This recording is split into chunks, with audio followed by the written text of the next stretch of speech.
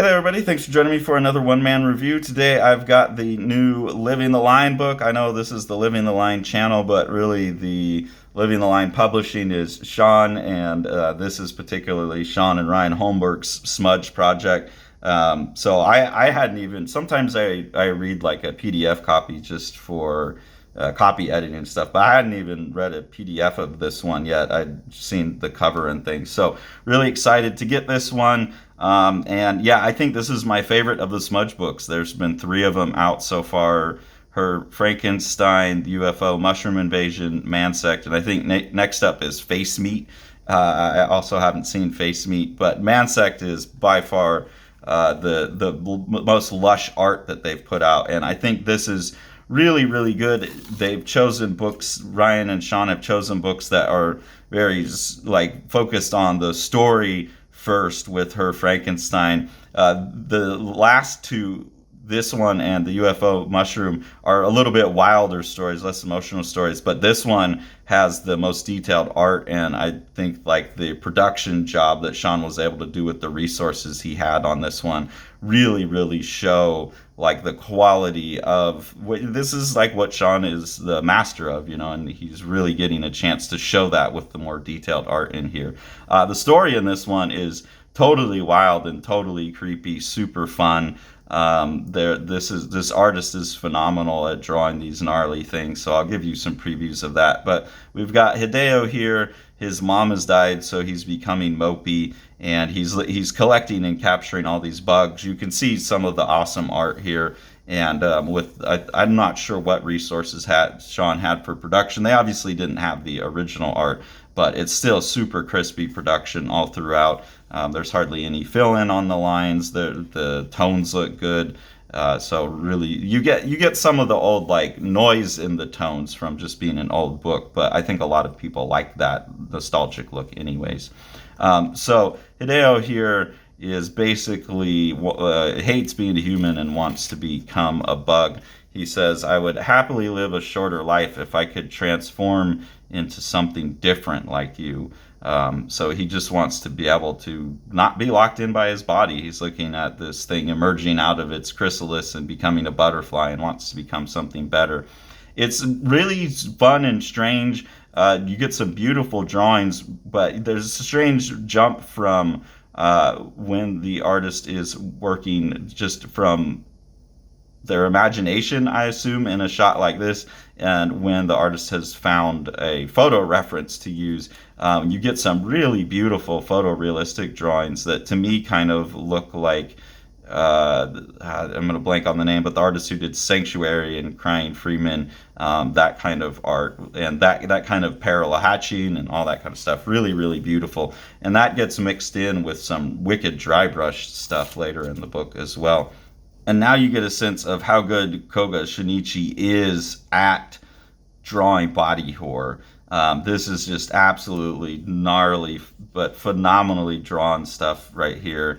And there's a technique that he does throughout the book. I'll be able to find it better on a later page, but where it's like his brush is split up into a few different larger kind of bristle clumps, and he's able to get this repeated like dry brush hatch texture. Here we go.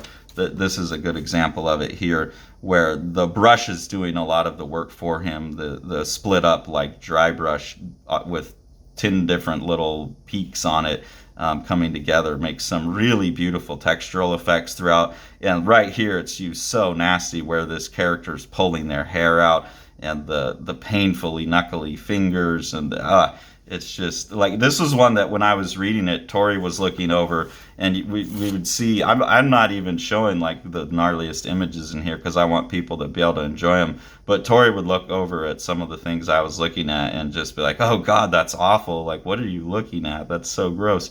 But nothing in here is ever like taken to the point of perversion either. It's not like Human Cat, or what was that, the Human Centipede, where it's just like torture porn kind of, people reveling in that. Like there is a thematic reason for it in here, right? Like this is someone who has cursed themselves and now they're running around town kind of spreading the curse to other people. But it's stuff like this. They're just such well done, unsettling images throughout the book.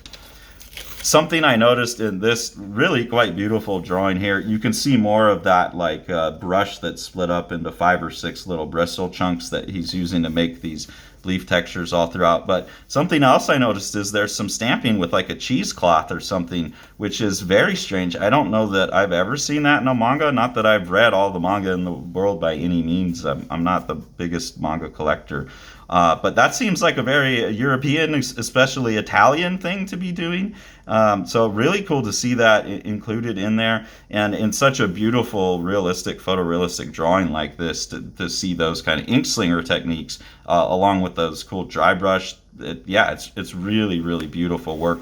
And this is exactly the type of thing that Sean is such a master of catching and representing. When I had went to scan the stuff from Bound, I was looking, he was showing me the art for this, and I was like, dude, I'm so glad you're putting out something with detail-rich art like this next, because the people coming to Smudge without knowing the Living the Line books haven't seen what Sean can do yet. And I think this is the first book in the line that really, really shows what Sean can do with the artwork. Some really cool trees. I'm a huge fan of trees and drawing trees now. Probably just going to be sketching all the trees at Bright Hall coming up this summer. So really loving this, really loving the knotted gnarl look and the way that there's a face in there. That's something that we've been experiencing here now that we've moved, is that not all trees, but certain trees really have personality, and you can like give them a name and figure out who they are a little bit, based on how interesting their growths are. And so really, really lovely tree drawing in here. Fun stuff. And here's another image. Again, I'm not even showing the gnarliest images, the really body horror stuff, but the expression on the face here, the tarantula in the mouth, the little leg falling off, and then all of this almost like Craig Thompson level dry brush work, looking at blankets or Habibi or something like that. You could see this type of mark making as well, but this far predates this. This is coming from the 70s. That combined with some actual hatch marks, it's like with a pen or a brush, not on a dry brush. It looks like dry brush and pen to me, but just such beautiful textures and a lot of stippling here.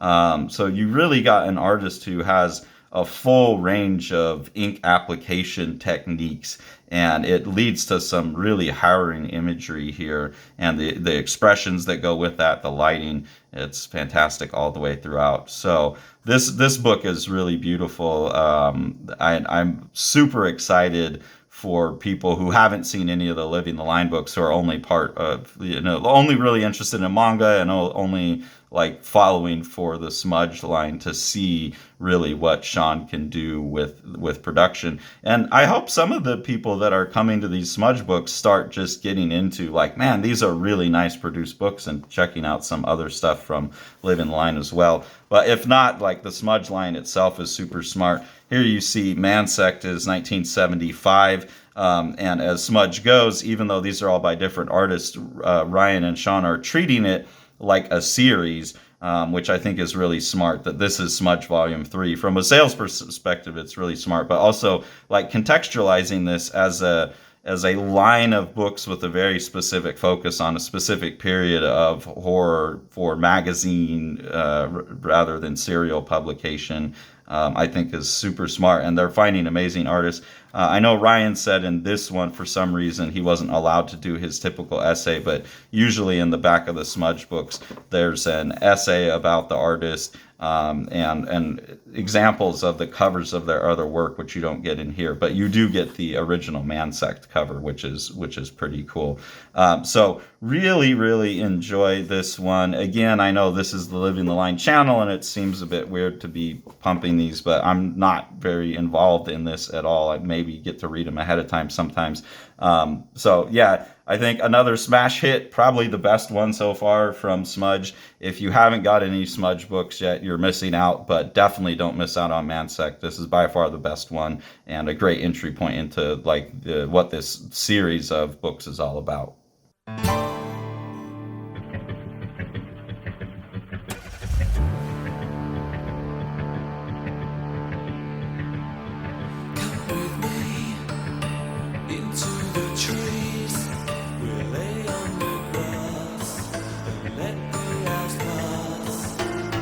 Take